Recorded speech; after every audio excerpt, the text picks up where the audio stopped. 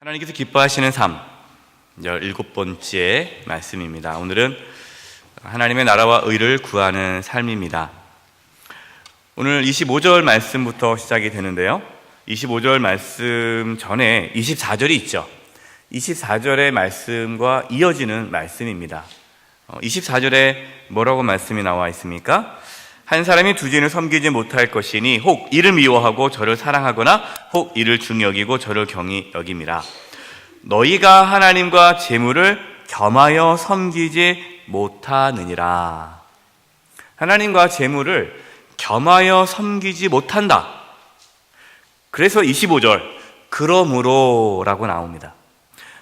여러분이 성경을 읽을 때에 성경에 그러므로라는 그 접속사가 나오면은 주의 깊게 보셔야 됩니다. 그러므로.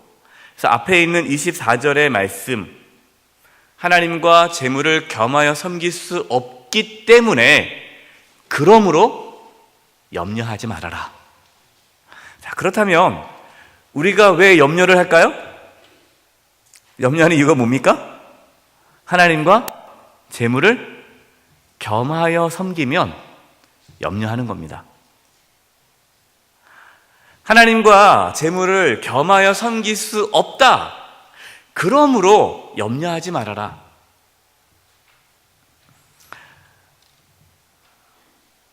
오늘 말씀의 주제는 염려하지 말아라입니다.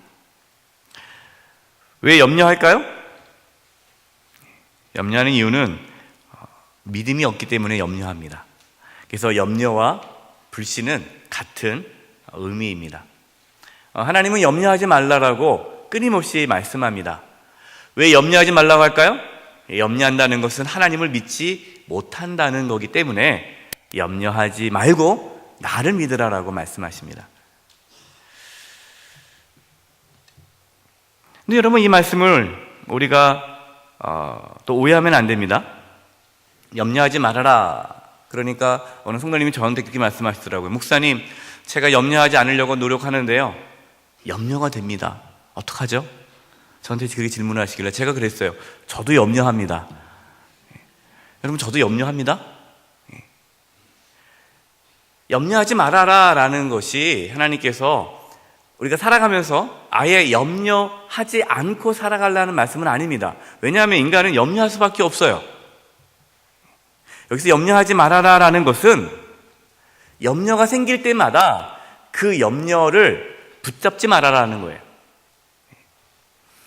오늘 교재에는 나와 있지 않은데요, 베드로전서 5장 7절의 말씀입니다. 베드로전서 5장 7절에 이렇게 말씀합니다. 너희 염려를 다 주께 맡기라.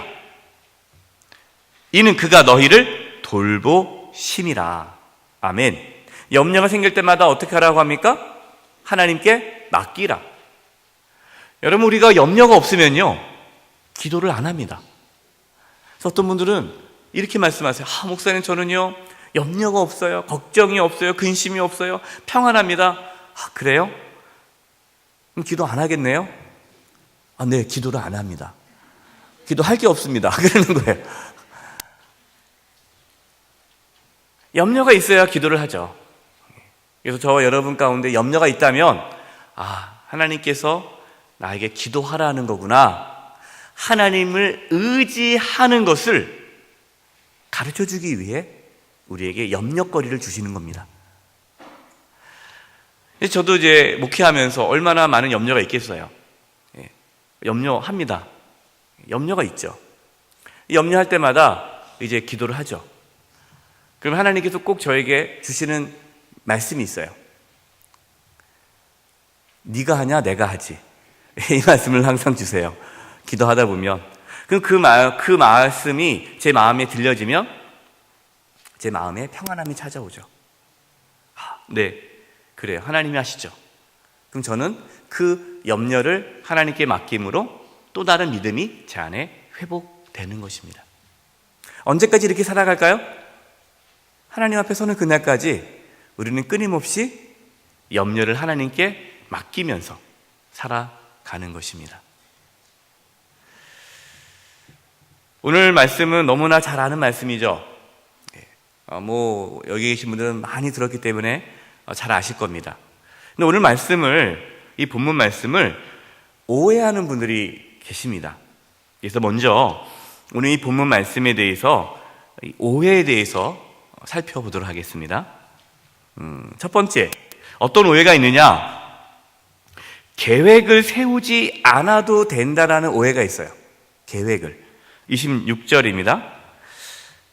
공중의 새를 보라. 심지도 않고 거두지도 않고 창고에 모아들이지도 아니하되 너희 하늘 아버지께서 기르시나니 너희는 이것들보다 귀하지 아니하냐.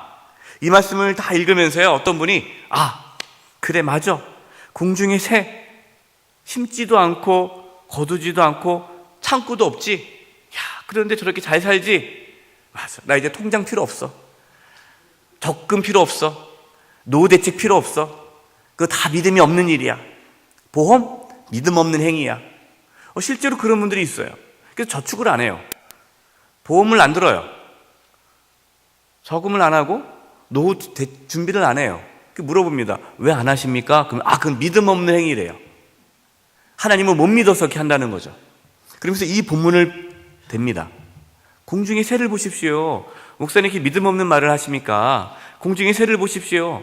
모이지도 않고 걷어들이지 않고 창고도 없어도 하나님 먹이지 않습니까? 다 보험, 저축, 그 계획 세우고 미래 계획 준비 다 믿음 없는 행위입니다.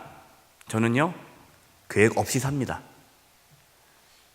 엄청 믿음이 좋아 보이는데 여러분, 그것은 믿음이 좋은 것이 아니라 그거는 악하고 게으른 겁니다. 여기 한 달란트 비유가 있습니다. 마태복음 25장 18절 읽어보겠습니다. 시작. 한 달란트 받은 자는 가서 땅을 파고 그 주인의 돈을 감추어 두었더니, 주인이 이제 달란트를 종들에게 줍니다. 한 달란트, 두 달란트, 다섯 달란트를 줬어요. 근데 한 달란트 받은 자는 그걸 가지고 뭐 합니까? 땅에 그냥 묻어둬 버려요. 뭐 하지 않은 거예요? 계획하지 않은 거죠. 생각을 하지 않는 거예요. 계획하지 않고 살아가라라고 하나님께서 주신 말씀이 아닙니다. 여러분, 저금하셔야 돼요. 또 이렇게 말씀드리면 또 속상하신 분이 있어요. 목사님, 빚이 있는데 어떻게 저금합니까? 그거는 여러분이 기도하시면서 해야 되는데, 말씀드리고 싶은 것은 뭐냐면 인생의 계획을 세워야 한다는 거예요. 저도 목회를 하는데 목회 계획이 있습니다. 삶의 계획이 있습니다. 물론 그 계획대로 되지가 않아요. 그래도 계획은 세웁니다. 똑같이 하나님께서 이끌어 가시는데 계획 없이 사는 사람하고 계획을 세우고 사는 사람하고 다릅니다.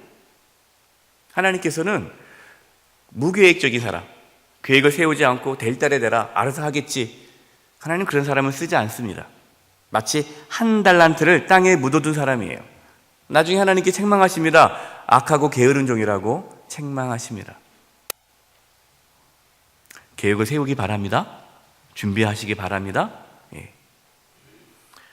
두 번째, 또 이 말씀의 오해는 뭐냐면 연약한 자들의 필요를 하나님이 채워주신다라는 거예요. 공중의 새를 보라, 저 들에 핀 백합화를 봐라, 하나님께서 먹이시고 재우시지 않느냐? 야, 그렇구나. 내가 걱정할 필요 없겠네. 저 사람 하나님께서 채워주시겠구나. 이렇게 생각하는 분들이 있어요. 그러면서 이렇게 얘기하죠. 누가 막 힘들어해요. 그럼 내가 가서 도와주지 않고 이렇게 얘기합니다. 뭐 이렇게 걱정하냐고. 기도하라고. 하나님께서 다 채워주신다고. 근데 하나님 누굴 통해서 채워주기 원해요? 나를 통해 채워지기를 원해요. 그런데 기도하라는 거예요. 하나님 다 채워줄 거라고. 이것은 잘못된 생각입니다. 하나님은 연약한 자를 채워주십니다. 그러나 저와 여러분을 통해서 그 사람의 필요를 채워가십니다. 레위기 23장 22절입니다. 읽겠습니다. 시작. 너희 땅에 곡물을 벨 때에 밭 모퉁이까지 다 베지 말며 떨어진 것을 줍지 말고 그것을 가난한 자와 거류민을 위하여 남겨두라. 나는 너희 하나님 여호와이니라. 아멘. 하나님께서 이 율법을 주셨는데 그 율법의 내용 중에 뭐가 있냐면, 이제 추수하지 않습니까? 추수할 때 모서리, 모서리는 추수하지 말라고 합니다. 그리고 이제 이삭을 떨어뜨리면 줍지 말라고 하죠.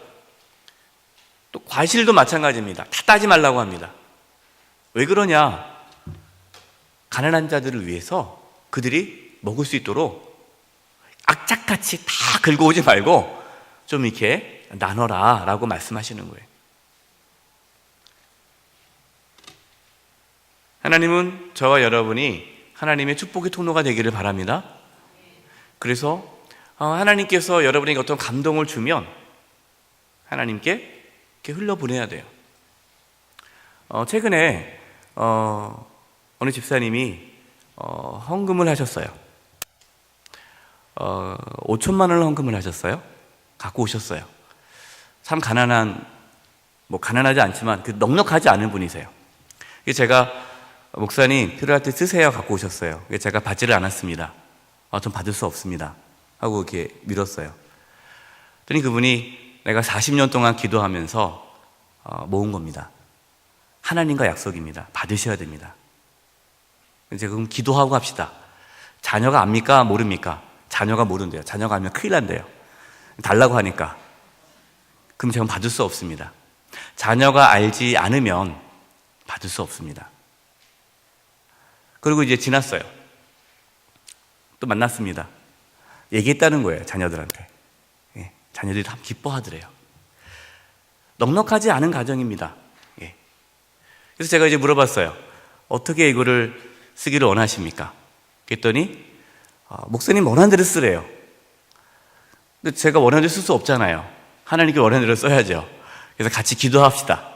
기도했는데 이렇게 얘기하는 거예요. 큰딸이 장학금으로 주면 어떻겠냐고 라고 얘기했다라는 거예요. 그래서 알겠다고. 그래서 이제 그 부분을 가지고 이제 제가 실무자라 얘기를 안 했는데 오늘 본문 얘기 나오다가 나온 거예요. 생각지도 않게 나왔는데요. 그래서 그분이 자녀들이 그동안 장학금을 받았다 하더라고요. 우리 교회에서요. 그래서 그러면 그 집사님 이름으로 장학금을 하면 좋겠다 하는 이야기를 나눴습니다. 제가 이 시간 얘기를 하는 이유는 뭐냐면 여러분 그 누군가가 장학금을 내지 않으면 장학금 받을 수 없는 거예요. 하늘에서 장학금이 안 떨어집니다. 하나님께서는 저와 여러분을 통해서 그 일을 이루어 가시는 거예요.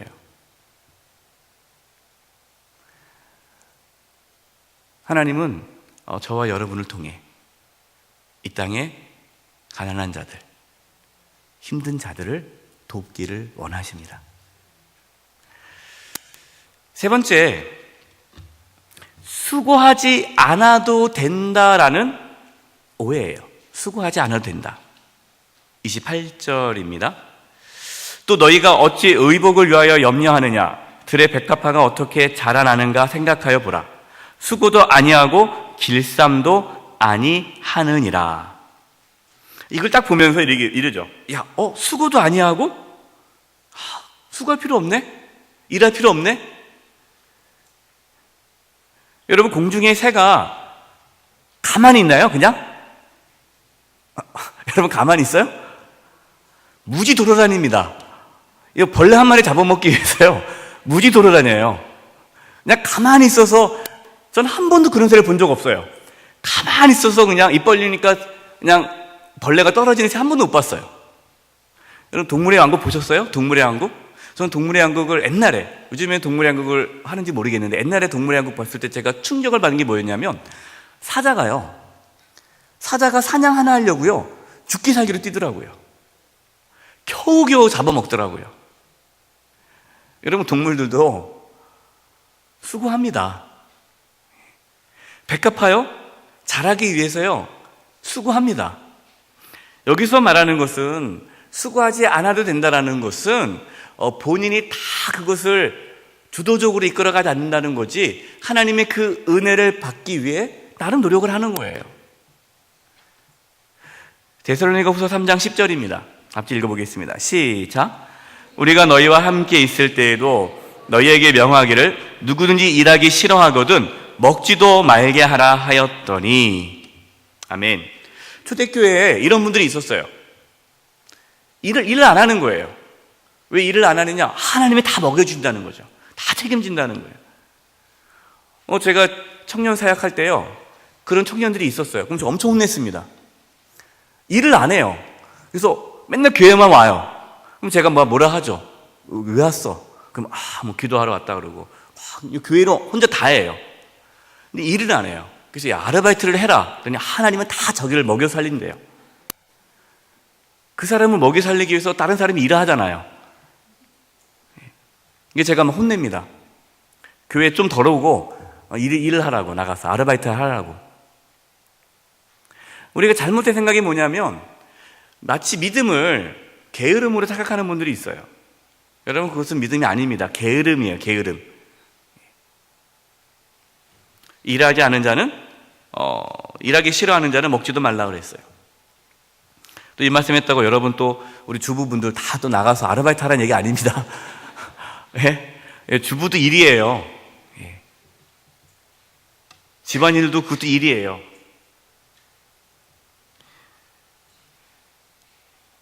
이렇게 계획을 세우지 않아야 된다, 연약한 자들의 필요를 하나님이 채워주신다, 수고하지 않아야 된다, 이러한 오해를 갖고 이 말씀을 가지고 자기의 게으름을 합리화하는, 그리고 그것이 믿음이라고 착각하는 분들이 의외로 많다라는 것입니다. 여러분, 직장 다니십니까? 열심히 일하셔야 됩니다. 사업하십니까? 계획을 세우고 최선을 다하셔야 됩니다. 되겠지, 하나님께서 어떻게 하실 거라고. 여러분, 그것은 게으르고 악한 종들의 태도예요. 기도하시면서, 준비하시면서 최선을 다하십시오. 준비하지 않으면 하나님께서 그 사람을 쓰지 않습니다.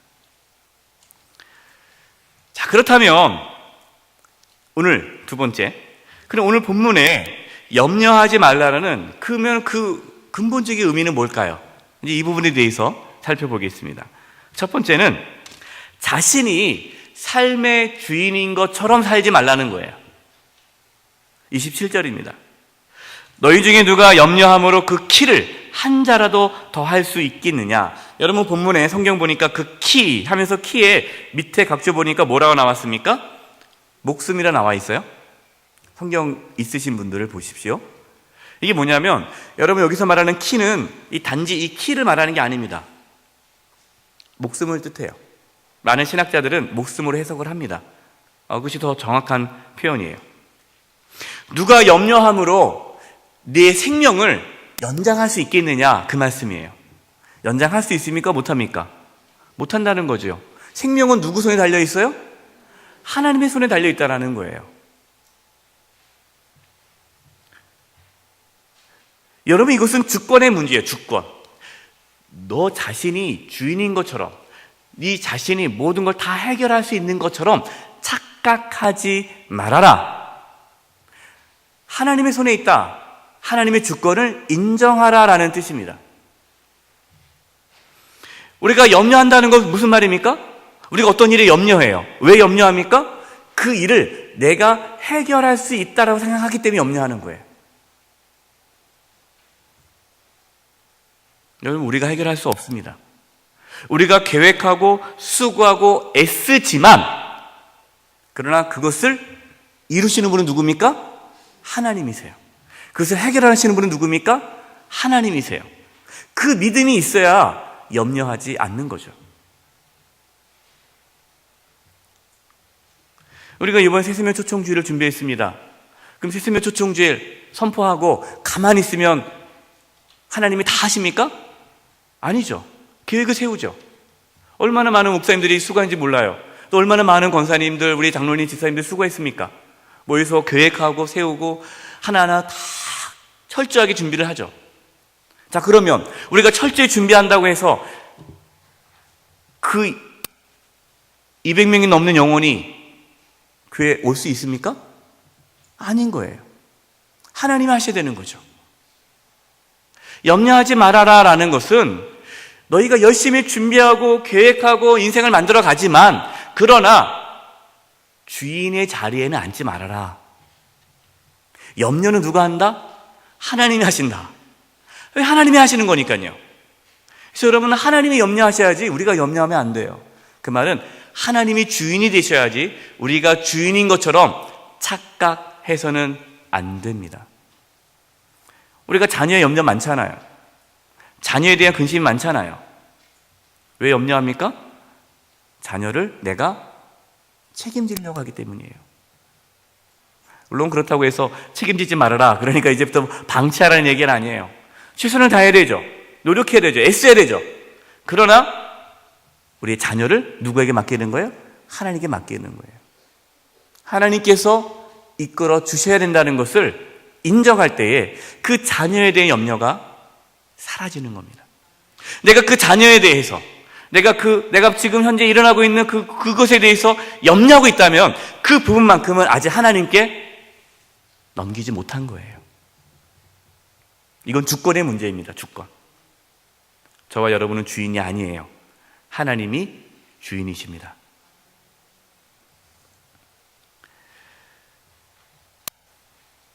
그래서 우리가 염려될 때마다 하나님께 고백해야 됩니다. 하나님이 하셔야 됩니다. 하나님이 주인이십니다. 두 번째, 하나님 아버지께서 지켜주신다는 믿음을 가져야 합니다. 두 번째는 믿음의 문제예요. 믿음의 문제. 26절입니다. 공중의 새를 보라. 심지도 않고 거두지도 않고 창고에 모아들이지도 아니하되 너희 누구께서? 하늘 아버지께서 기르시나니. 그냥 하나님이 아니에요. 하늘 아버지 하나님이에요. 너희는 이것들보다 귀하지 아니하냐. 30절입니다. 오늘 있다가 내일 아궁이에 던져지는 들풀도 하나님이 이렇게 입히시거든. 하물며 너희 일까 보냐. 뭐한 자들아? 믿음이 작은 자들아. 예수님께서 뭐라고 말씀하시냐면 염려한다는 것은 믿음이 적다라는 의미다라고 말씀하시는 거예요. 믿음의 문제예요. 우리가 왜 염려합니까? 믿음이 없어서 염려하는 거예요. 로마서 8장 31절 32절입니다. 같이 읽겠습니다. 시작. 그런즉 이 일에 대하여 우리가 무슨 말 하리요? 만일 하나님이 우리를 위하시면 누가 우리를 대적하리요? 자기 아들을 아끼지 아니하시고 우리 모든 사람을 위하여 내주시니가 어찌 그 아들과 함께 모든 것을 우리에게 주시지 아니하겠느냐. 아멘. 하나님은 어떤 분이십니까? 자기 독생자 아들을 내어주기까지 저와 여러분을 사랑하신 분이에요. 아니, 독생자 아들도 내어주셨는데 뭘 아끼겠어요? 그렇죠. 이것을 믿는 겁니다.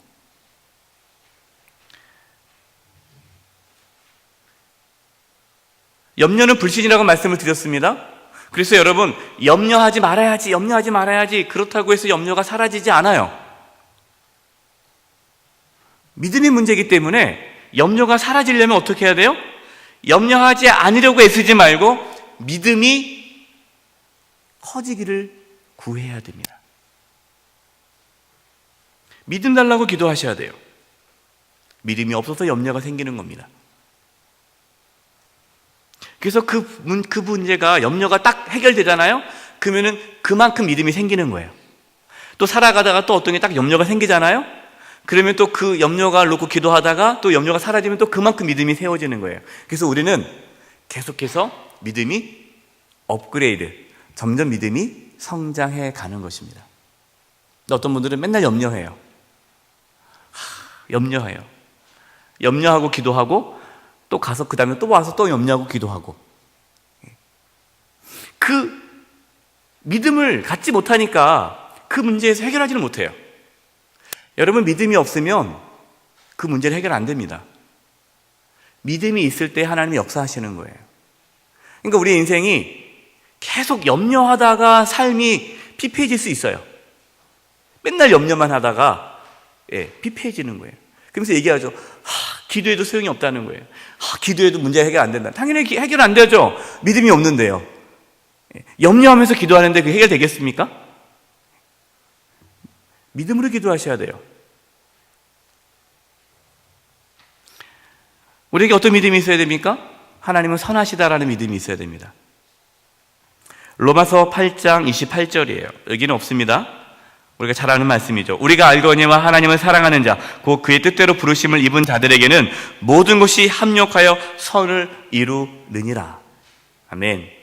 모든 것을 합력하여 선을 이루신다는 믿음이 있어야 돼요. 내가 생각하기에 원하지 않은 방식으로 일이 진행된다 할지라도 하나님은 그것조차도 합력하여 선을 이루신 분들이라는 것을 믿을 때에 우리 가운데 놀라운 하나님의 역사가 나타나는 것입니다. 세 번째, 염려하지 말라라는 의미는 더 본질적인 것에 집중하라라는 거예요. 더 본질적인 것에. 이거는 가치관의 문제예요. 주권의 문제, 믿음의 문제, 가치관의 문제입니다. 예수님께서 비교하시죠. 무엇을 먹을까, 무엇을 마실까, 무엇을 입을까 염려하지 말아라. 몸이 먹을 거, 마실 거, 입는 것보다 더 중요하지 않느냐? 그럼 여러분, 먹을 거, 마실 거, 입을 것보다 뭐가 더 중요합니까? 몸과 목숨이 더 중요하죠. 근데 예수님께서 말씀합니다. 몸과 목숨보다 뭐가 더 중요하다고 말합니까? 하나님의 나라와 의를 구하라. 그것이 더 중요하다는 거예요. 이방인들, 하나님을 섬기지 않는 자들은 먹을 것, 마실 것, 입을 것, 여기에 관심이 있죠. 그러나 하나님을 믿는, 하나님을 섬기는 저와 여러분은 하나님의 나라와 의에 관심이 있습니다. 어느 게 더 본질적이에요? 그것이 더 본질적인 것이라는 거예요. 우리는 살아가면서 어쩔 수 없습니다. 선택을 해야 됩니다. 그리고 우리는 시간과 공간의 제약을 받기 때문에 인생은 선택과 집중이에요. 오해하면 안 돼요. 먹을 거, 마실 거, 입을 거 필요 없다는 게 아닙니다. 필요하죠. 필요하지만 우리의 삶이 다 그것으로만 채워져 있다면 우리의 삶은 이방인과 다를 게 없죠. 구별이 뭡니까? 다른 거 아닙니까? 다르다는 게 뭐가 다르다는 거예요? 우리가 선택하는 게 달라야 되는 거죠. 우리의 기도 제목이 다 먹을 거, 마실 거, 입을 거, 이 땅에 살아가는 것만, 세상 사람들이 구하는 것만 우리가 구하고 있다면 이방인들과 다를 것이 없는 겁니다.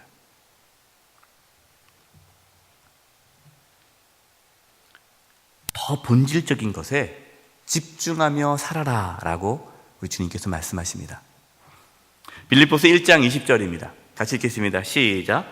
나의 간절한 기대와 소망을 따라 아무 일에든지 부끄러워하지 아니하고 지금도 전과 같이 온전히 담대하여 살든지 죽든지 내 몸에서 그리스도가 존귀하게 되게 하려 하나니. 아멘. 바울은 고백하는 겁니다. 살든지 죽든지.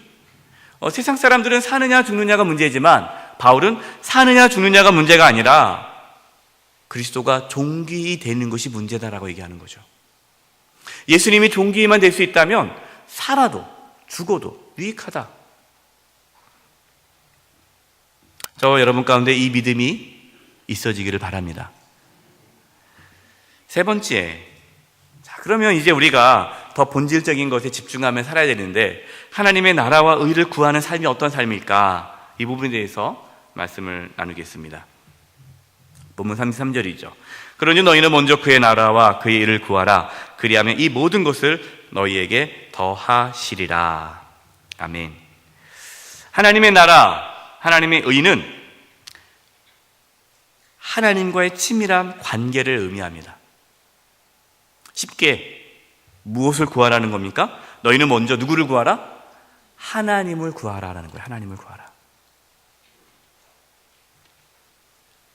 하나님과의 친밀한 관계를 갖는 것에 집중하라. 하나님과의 관계에 집중하라는 거예요. 여러분, 우리가 어떤 문제가 있죠? 인생에 어떤 문제가 있지 않습니까? 그럼 우리의 에너지를, 초점을 어디다 둬야 돼요? 그 문제에 두면 해결이 안 됩니다. 어디다 둬야 돼요? 하나님께 둬야 돼요.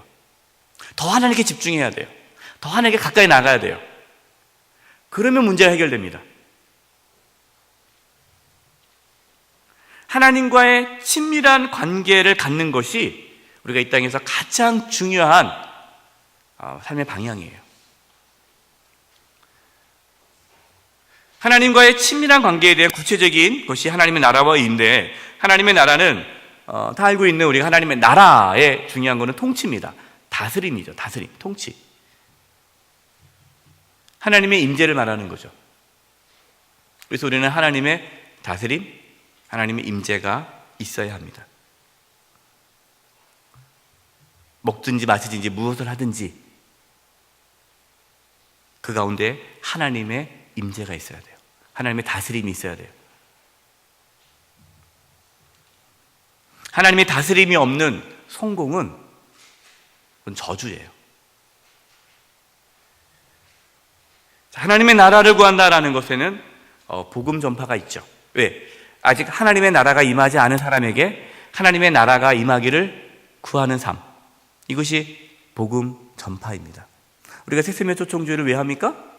이유는 딱 하나예요. 복음을 전하기 위해서예요. 우리 교회 등록이 목적이 아닙니다. 복음을 전하기 위해서예요.